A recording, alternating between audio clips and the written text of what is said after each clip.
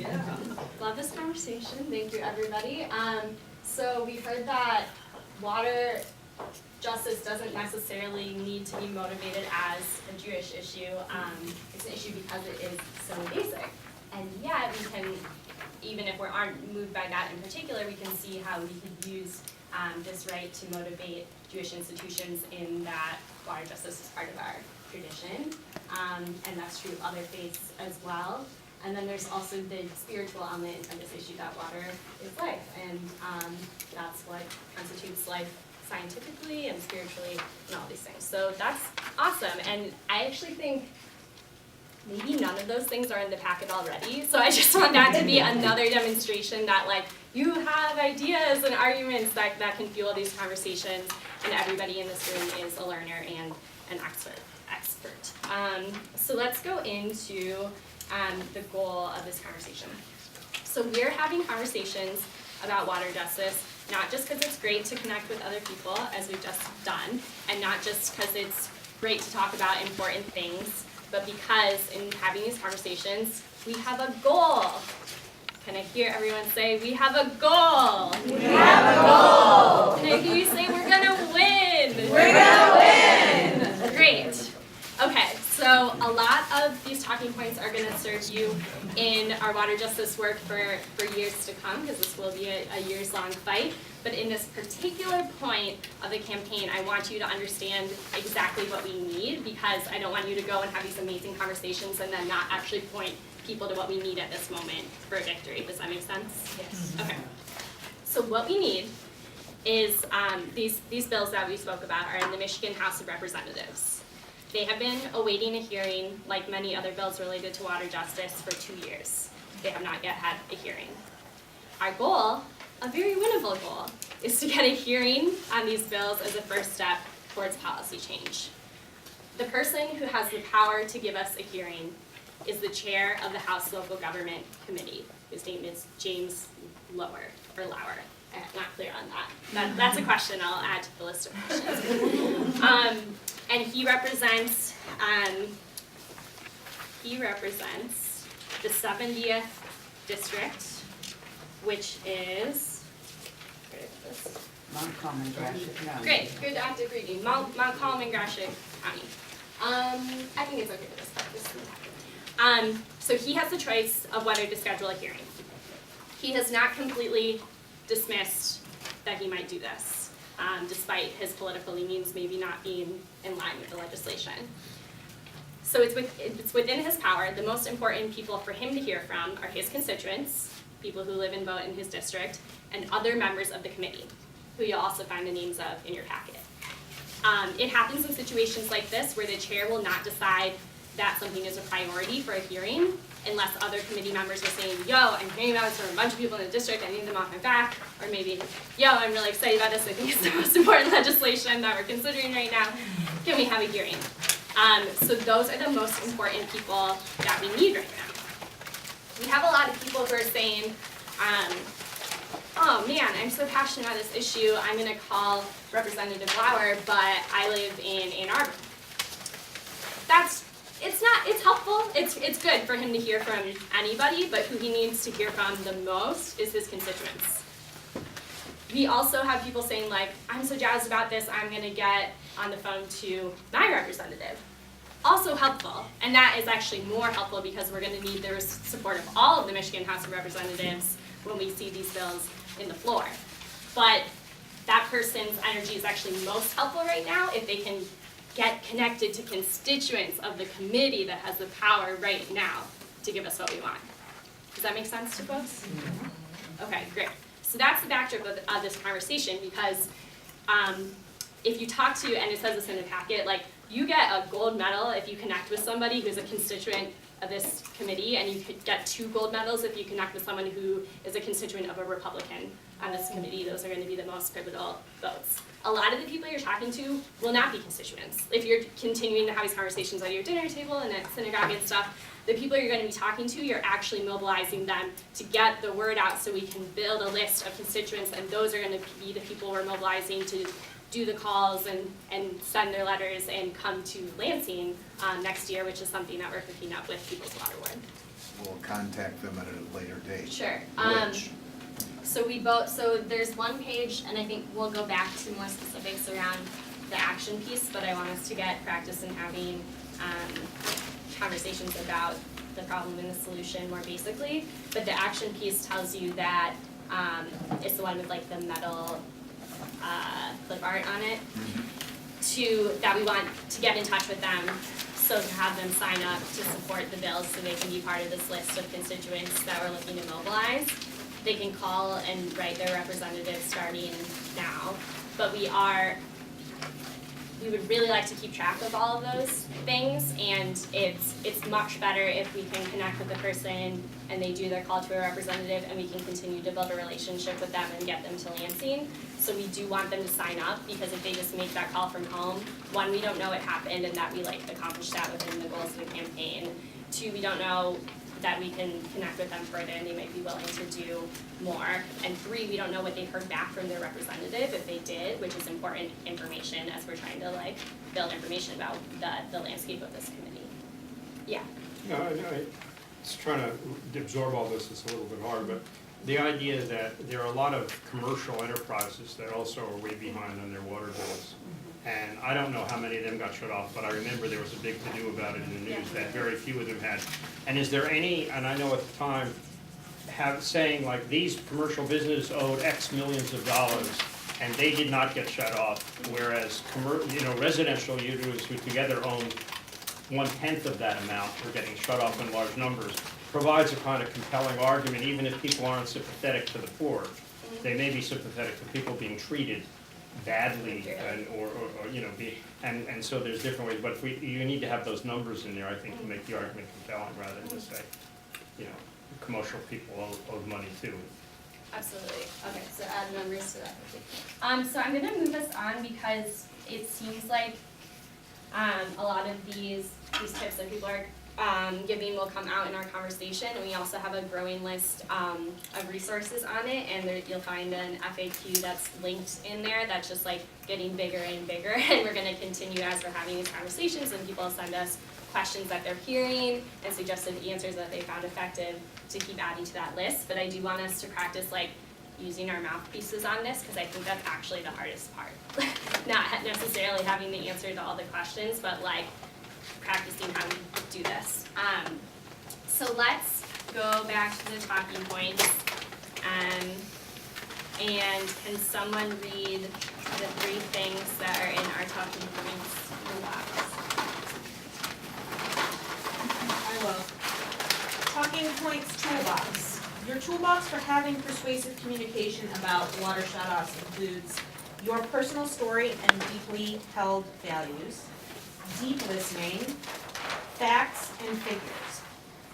Remind yourself, the most important thing is the quality of the conversation and the connection with the other person, not being an expert on water justice policy. And I'll say honestly that in the past, this directive might have rubbed me in the wrong way, like I got a master's in public policy, and like I'm a bit of a policy wonk, and I'm like, what are the numbers? What's the fiscal analysis? Like, this is what we need to know, people. And that stuff actually is very important for conversations with legislators when we're like gonna start getting into some more nitty-gritty trips to Lansing. Why we're telling you to focus on story, values, connection, and listening in these conversations is not, part of it is because we're aspiring to the world as it should be, where we have great conversations like that. But it's not just the lovey-dovey peace law that we do believe in that. It's that these conversations are proven to be effective, and more people who are canvassing find that the conversations that stick and that like hit people and change people's minds are when we hear them and we connect to them about shared values. It's not actually when we're like, and this, and this, and this, and this, and here's my fact sheet. For some people that will do the trick, but it's much more persuasive if we can really have that connection with someone. So that's why we're practicing this. So does anybody have a story about themselves from their own perspective about why this issue is important to them? Personal story.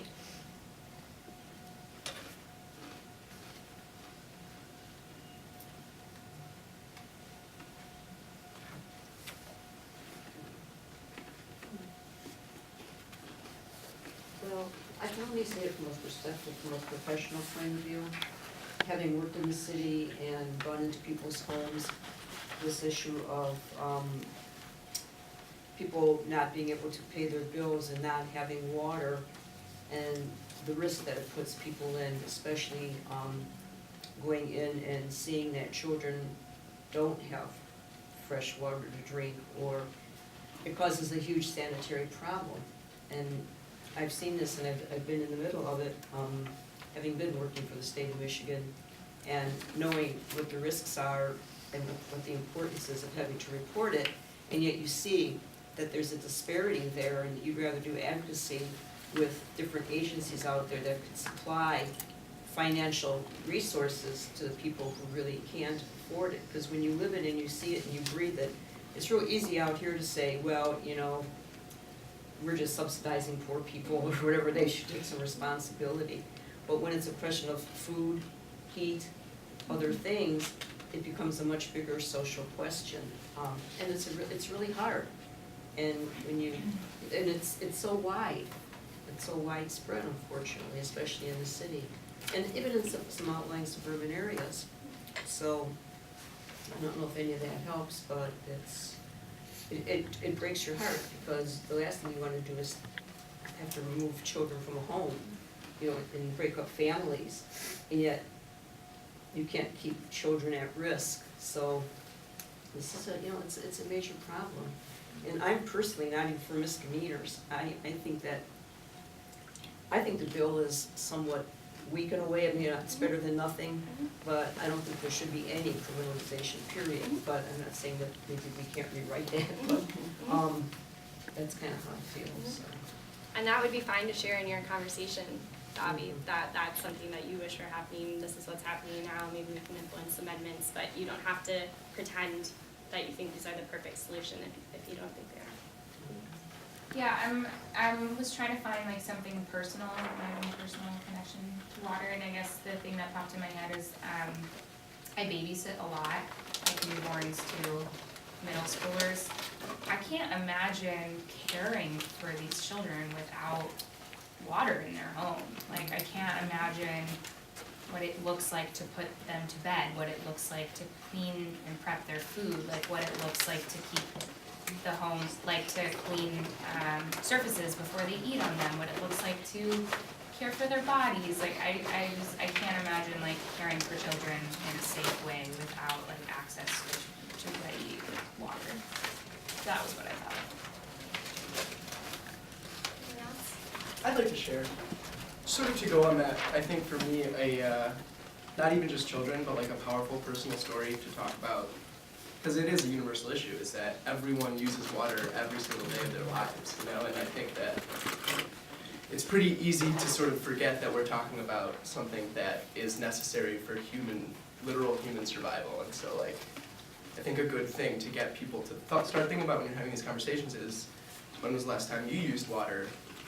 And imagine if you couldn't pay for that. I mean, or imagine if you had to choose between buying medicine or paying your water bill. I think that, because it's an issue that everybody is personally connected to.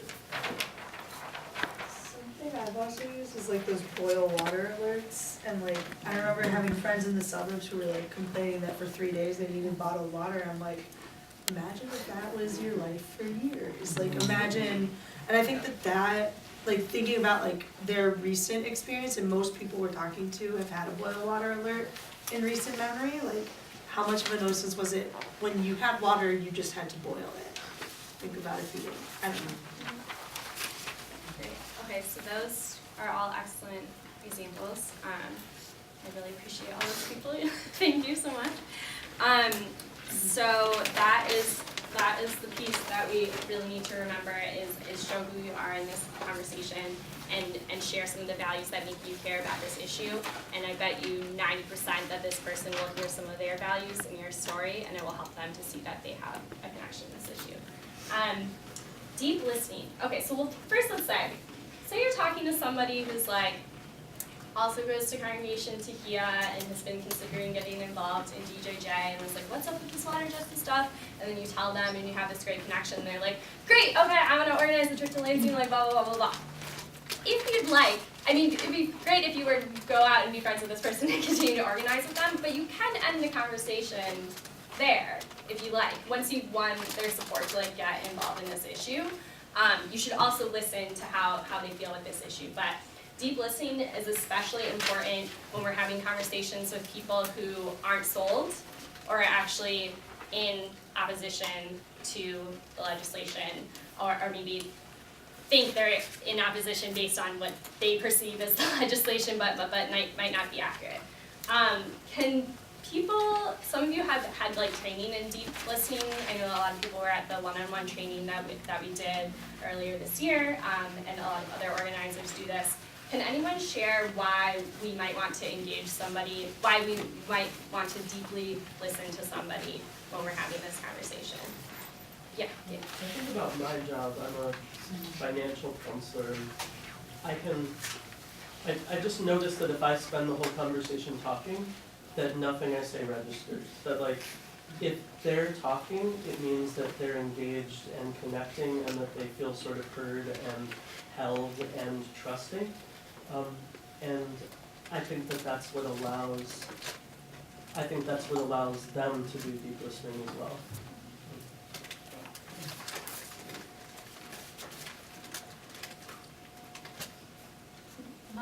My experience doing the deep listening at the one-on-one training earlier this year though is also not just that it is empowering, but that people, when given so powerful, to let them continue and to let them really unload and share and to connect on that level of that truth with them.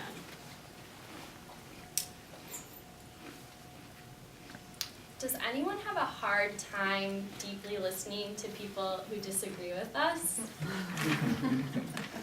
Interesting. Okay. Allie, you're.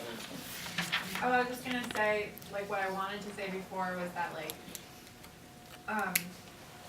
no one cares to understand what you have to say if you don't, like, give them the space and show them that you care to understand what they have to say.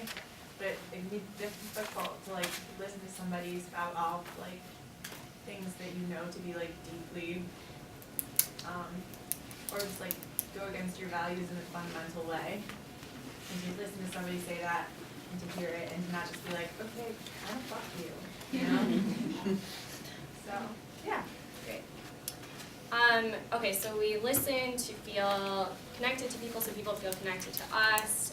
So if we hear them, they're more likely to hear what we have to say.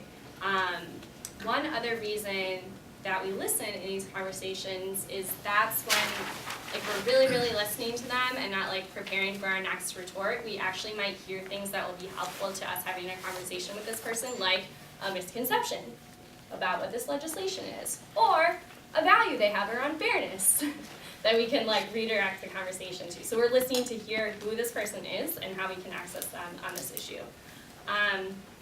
Cool, and does anybody have examples of how we practice deep listening, like what that, like, looks like and how we practice that? Great. That's what it looks like. So we We're too busy listening to have a response. Yeah, great. So we fully listen, yeah.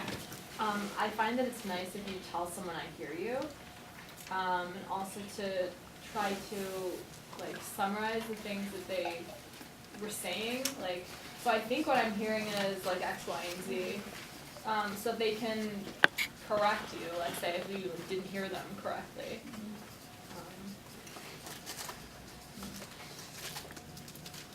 Another thing we might say is like, that sounds hard, or like, I can see why that would make you angry. Like, I want to be the world fair as well. Like, I think that the bills actually promote fairness in this way.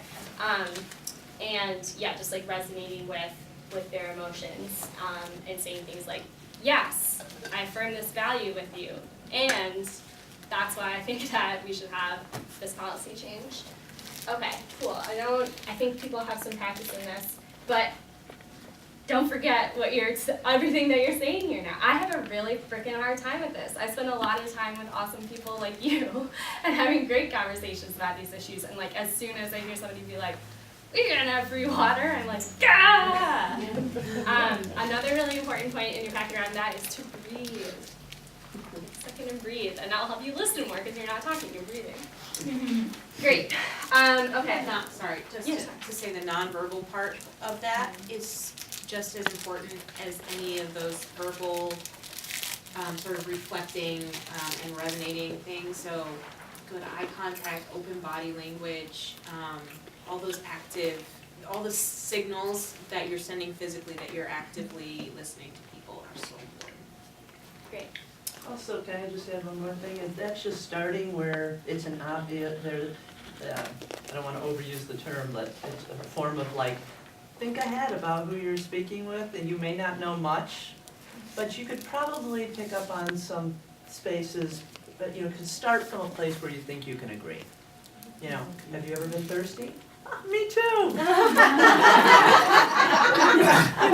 I mean, have you ever had intestinal, have you ever drank, infected water or some, you know, me too. You know, whatever. I mean, where you can start from a place of connection and then create that space at least where you can go from there toward a more challenging part of that conversation. Great, thank you. So in about 2 minutes, we're gonna break up into pairs to try.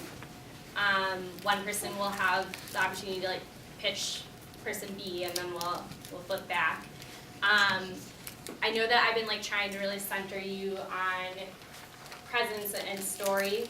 You are allowed to look at the facts and figures now. That's what I'm gonna give you 2 minutes to do, is look at all the facts and figures we've listed there and think about the ones that jump out at you and that you would find compelling in the conversation. So you take about 2 minutes to do that, and then and so like arm yourself with those things for your toolbox for your conversation, and then we'll bring you back to that and